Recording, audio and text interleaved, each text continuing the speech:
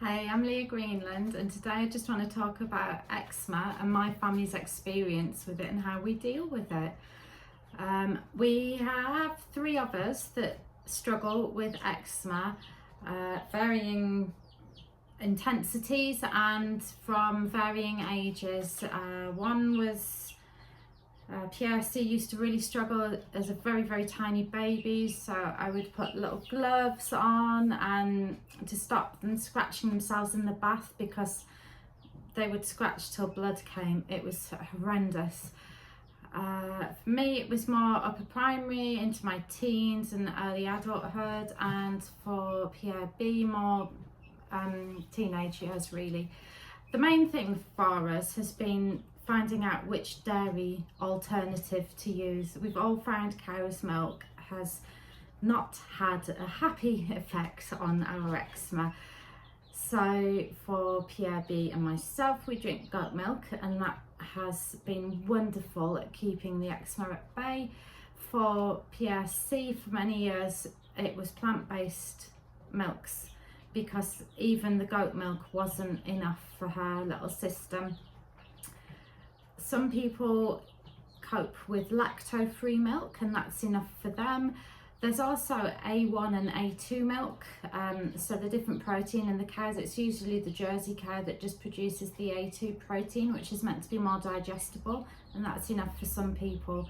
We found ourselves that soya milk made us all really ill, and had, in fact, for me, my eczema got so much worse than cow milk. It was unreal. So have a play around with which dairy products and dairy alternatives work for you. The next thing was specific foods.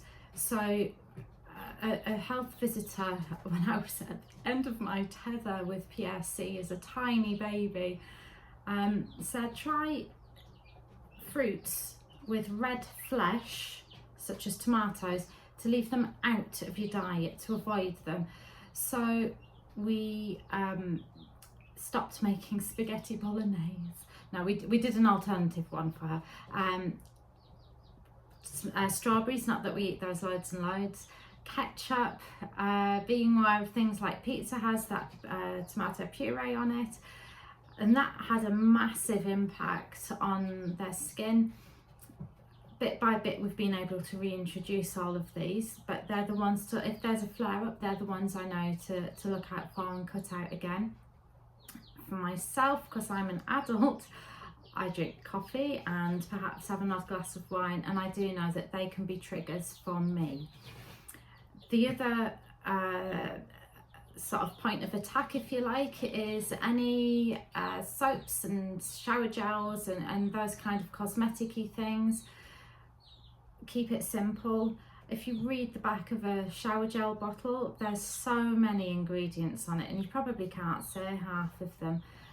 I've actually started making my own soap out of animal fat, which sounds really gross, but it comes off as quite creamy and leaves our skin feeling nice and moisturised and clean afterwards. For PRB, this has been an absolute game changer. The other final line of attack is obviously the creams that you put on your skin to re-moisturise.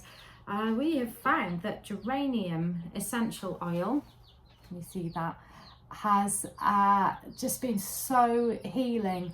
So dilute it. I get a little jar, put some oil in, and then a few drops of this, and then wherever the skin is sore, put the oil on. I find that it's really good to put it on after a shower when your skin is still slightly damp, and it absorbs just that little bit better. And I can hand on heart say all three of us now are eczema free. We don't suffer from it, and if we do, we know which lines of attack to reduce the tomatoes if they've been creeping back into the diet or whatever. How do you cope with it, and what things have you found that have worked for you? I'd love to know.